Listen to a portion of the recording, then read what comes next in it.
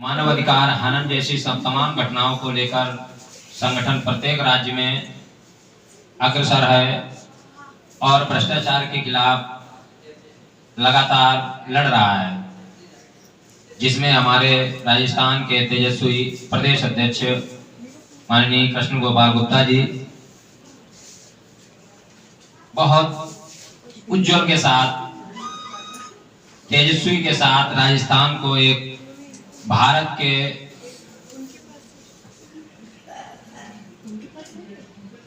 के बहुत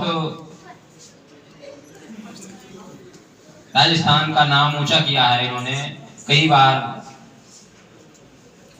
ऐसे कार्यक्रम किए हैं जिससे कि राजस्थान का नाम ही भारत नहीं इंटरनेशनल लेवल पर राजस्थान का नाम किया है। इसके लिए अग्रिम बधाई व शुभकामनाएं।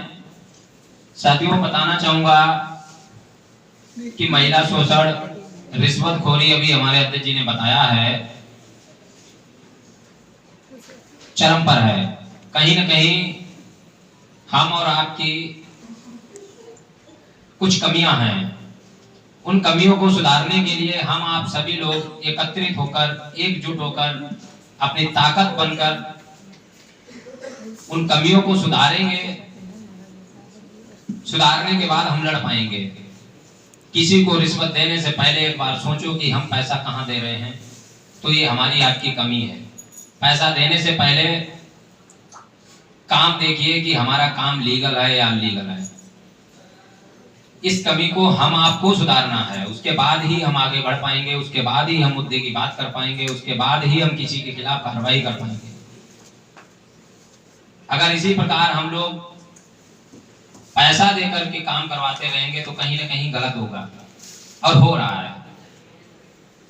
इस मुद्दे को ही आगे बढ़ाना है और इस चीज का ही प्रचार करना है कि कोई भी व्यक्ति, कोई भी मानव रिश्वत नहीं देगा। रिश्वत नहीं देगा, भ्रष्टाचार आधा खत्म हो जाएगा। रिश्वत बहुत बड़ा एक भ्रष्टाचार का पौधा है। रिश्वत ही भ्रष्टाचार का एक बहुत बड़ा पौधा है, जिसे खत्म तब किया जा सकता है जब हम और आप उस चीज में सुधार लाएंगे, इस चीज का प्रचार करेंगे। पैसा देने से पहले अगर नहीं काम हो रहा है तो आप हमारे किसी भी छोटे से और प्रदेश स्तर तक के पदाधिकारी से आप संपर्क करके सहयोग ले सकते हैं। हमारे जो कार्यकर्ता हैं 24 घंटे किसी समय भी आप अगर याद करेंगे तो वो भागते हुए आपके साथ जाएंगे और जाते हैं।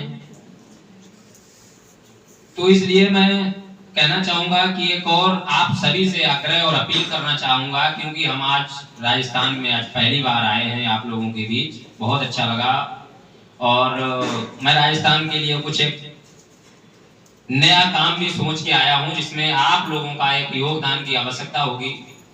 उस मुद्दे पर भी मैं थोड़ा आपको बताना चाहेंगे कि हम राजस्थान में एक वृद्धाश्रम खोलना चाहते हैं।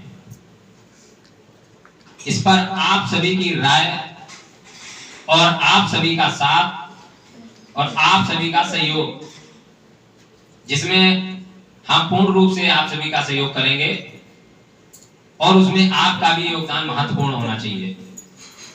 तब इस काम को और इस राजस्थान में संगठन के नाम से एक वृद्धाश्रम खोला जाए, जिसमें जो सुविधाएं होती हैं उन सुविधाओं को मुहैया कराया जाए।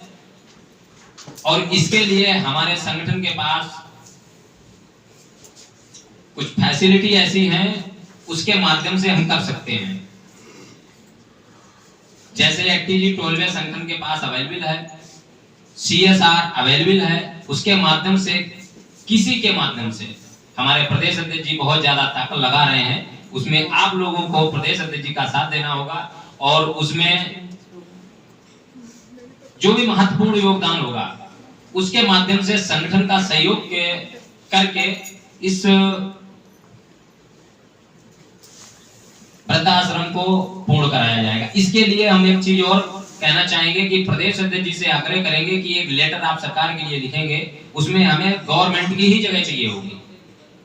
किसी की पर्सनल जगह नहीं चाहिए। आप सीएम साहब के लिए लेटर लिखेंगे, उस पर वो स्वयं आदेश करेंगे, कहां पर जगह है वो सीएम साहब अपने विभागीय अधिकारी के माध्यम से उस जगह का नामित करा करके संगठन के नाम को अलॉट करवाएंगे। उसके बाद ही उस पर हम काम कर सकते हैं। अगर किसी की पर्सनल जगह है और अगर दान देना चाहते हैं तो वो भी दे सकते हैं। तो इस कार्य के लिए मैं जानना चाहूंगा कि शायद सभी लोग समर्थन करेंगे इस चीज का। होना चाहिए ऐसा राजस्थान में, होना चाहिए नहीं होना चाहिए। अच्छा है, मैंने अभी उत्तर प्रदेश में शाहजहांपुर जिले में अभी इंटर कॉलेज की एक स्थापना करने की व्यवस्था बनाई है, तो बहुत जल्द वहां भी शाहजहांपुर जिले में इंटर कॉलेज की एक स्थापना करके वहां पर गरीब बच्चे जो होंगे उन्हें शिक्षा फ्री प्लस इंग्लिश मीडियम से, इसकी व्यवस्था उत्तर प्रदेश से स्टार्ट हो रही है। और डिस्ट्रिक्ट बदायूं में एक हॉस्पिटल की व्यवस्था में भी लगा हूं।